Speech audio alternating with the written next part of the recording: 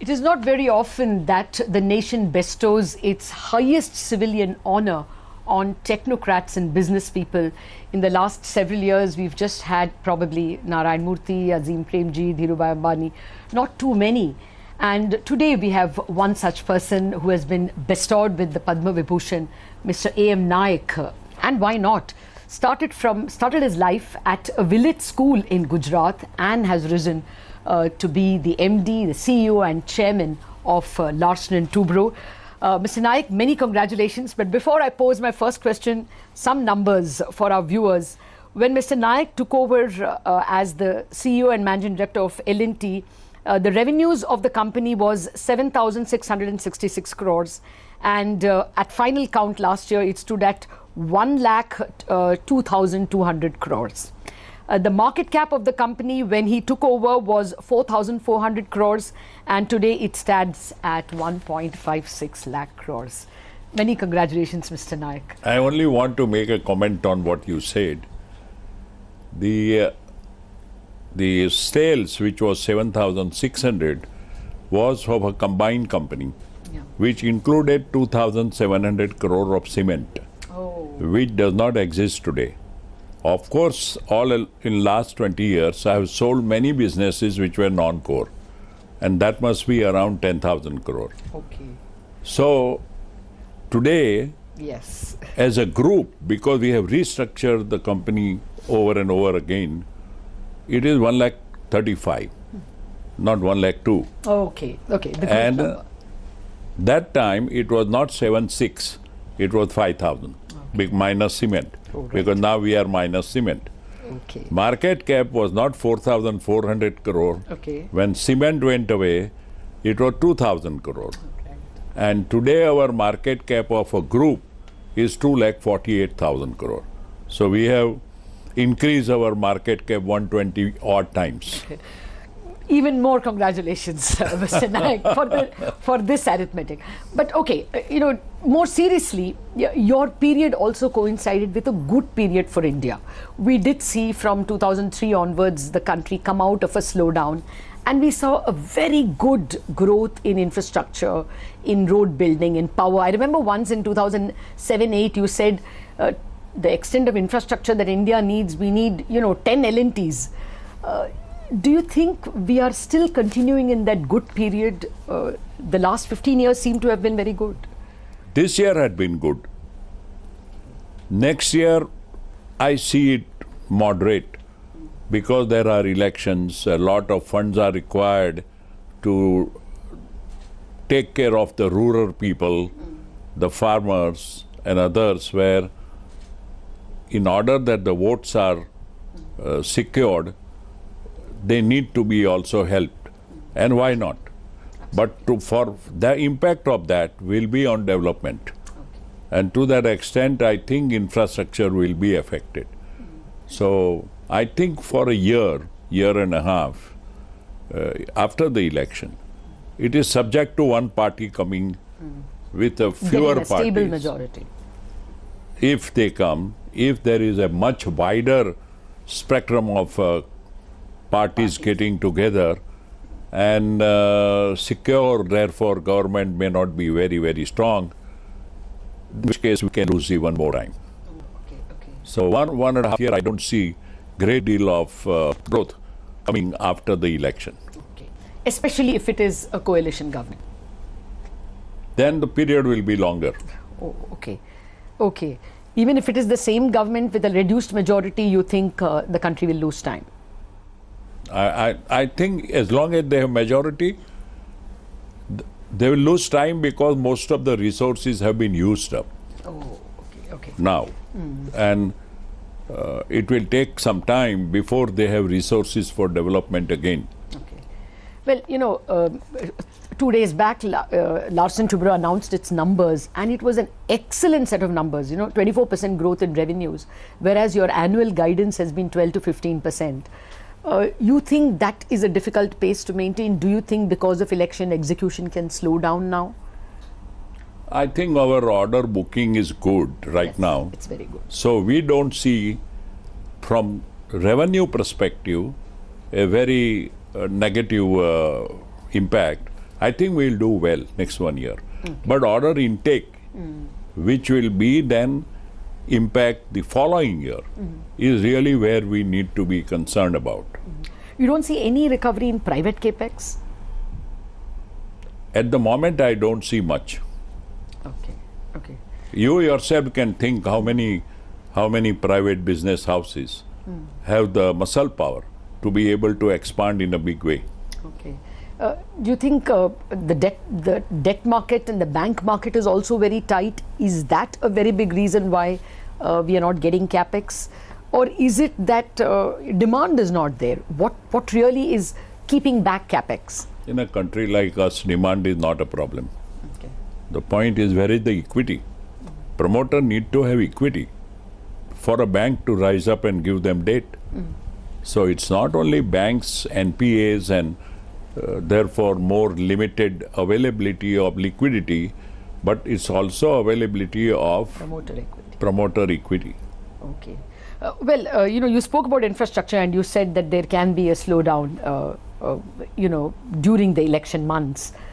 What about defense? Has it taken off? I mean, we expected a lot, and the first set of guns moved out of the L&T factory as well, just a few days back. Has defense turned the corner? Do you see your defense segment growing in leaps and bounds?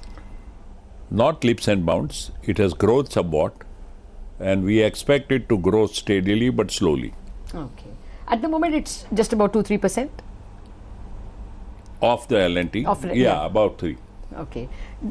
By when do you think it can become 10%? That's what I wish. Okay. It does become over 5-7 years. Okay, okay. So it is a rather slow and steady growth that you're seeing. Yeah, but again, you see, resources is a constraint. With development required for infrastructures and many other more essential requirement for consumptions to the poor and middle level people, the amount of money you can spare for defense is not that much. So is that your big fear, that this election all parties are promising large farm packages and that will take away money from infrastructure? It's a reality, yeah. It's not my fear. It is likely to happen. Most likely to happen. Yeah.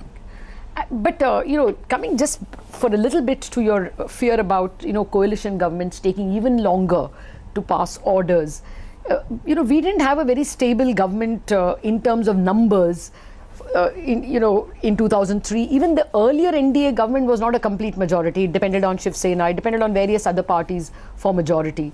The two UPA 1 and UPA 2 were also not majority governments by a distance. I mean, they were not even 272.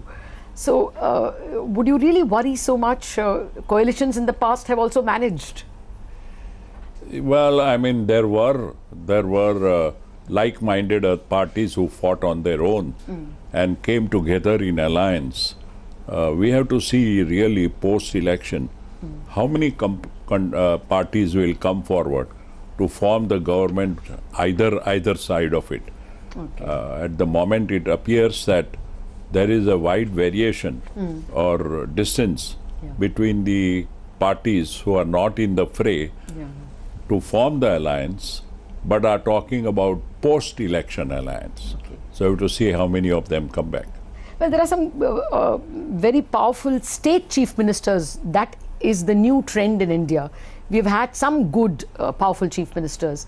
Are state governments giving orders? Is there an infrastructure thrust coming from them? Their budget is very, very low. Okay. Again, they are also right now in a mood to give freebies. Okay. They also want to please the voters to get the votes. Okay. So money is not only going out of central kitty, but also state kitty. So as a man, you can see three states, each one of them waived the farm loans. Where is it coming from? I hope they have in the state balance enough money to give them that. To pay the banks back, yeah, that's right. But therefore, your view at this point in time appears to be that growth in the next 1 year cannot be as good as growth in the past 2-3 years. You can say so, yes. Okay. What is your assessment now that we are almost at the end of the NDA term? It had a lot of things going for itself, 335 majority and crude at $60 for a better part, maybe 4 out of 5 years. How would you assess the record? If you ask me, except for 1 or 2 mistakes, if you want to call it a mistake or error in judgment, by and large, they took many other initiatives never been attended before, Okay. which took away a lot of energy, management, leadership, resources. On the whole, I would say, other than this 1 or 2 major error, which is being now exploded on their face, I think they haven't done badly. Which error would you mean? You mean? One is demonetization, which is being talked about everywhere. Yes. I think the idea had nothing wrong. Implementation was poor. Okay, well, let me come to a few L&T questions as well. Actually, the latest one is that you had to call back the buyback because the regulator said no. In that context, I wanted to ask, why are you all retaining an over 50% stakeholding in L&T Finance? If I remember right, when L&T Finance first listed, I don't know, maybe it was my error, we got the impression that you are going to reduce the stake of L&T in L&T Finance. If that had been done, you would perhaps not have this consolidated debt. I know, but that time our idea of reducing the stake was when we think we will get a bank license. Oh. And that really more or less meant that we had to come down below 20, right? But once the bank license was not there, we are using NBFC as a bank. But in that case, you don't want to bring down your stake any further. I mean, this consolidated debt is also an issue. It may crop up in other issues as well.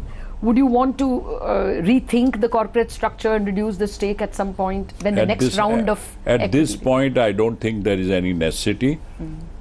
We have taken up with the highest authorities within the government that how can non-recourse funding, which was taken whether for project, IDPL project, development project, or for that matter, NBFC, be bunched together when standalone L&T, which is the core L&T, is only 0.2 to 1. Yes. 0.2 to 1. Please show me how many industrial houses have such a strong balance sheet. So you pick the strongest company and say we won't allow you buyback. And there are many not so strong companies go through with whatever they want to do. So we have taken up with, of course, SEBI, we have taken up in Finance Ministry. I'm very hopeful that some amendment will come, not just for Larsen & Toubro. Of course. That NBFC type of finance company where debt equity is 10 to 1. And 10 to 1 debt equity, even if you want to carry on business, if you merge together with any other, with your main company, obviously it is going to go beyond 2 to 1. Okay. Yeah, it is a case of the tail wagging the dog in this case. So that's why I was asking if you have any plans of coming down to 49. So then this issue may not arise. But that's not on the table. At the moment, you're speaking to the... I think we are doing very well. Okay. This quarter, if you see, we grew by 81%. 81.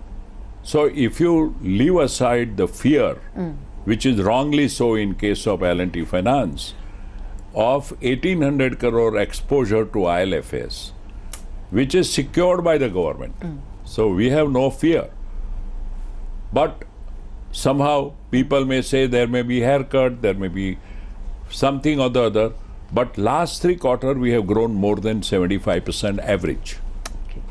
And I have a great hope that in 3 to 4 year time, the services, that is between Infotech, technology service, and we are starting a new smart world. Started, in fact, doing for about 4,000 crore, we'll do much more. And the finance. Yeah. Between that, we will go closer to 45 to 50% of the group profit. Okay. I'm going to come to that in just a bit. Let me come to what is your first love. I think, is IT. I always see you very passionate when you talk about your IT companies. Would you be very keen on taking Mindtree as well and make a large merge it with your IT subsidiaries? We have not made up our mind.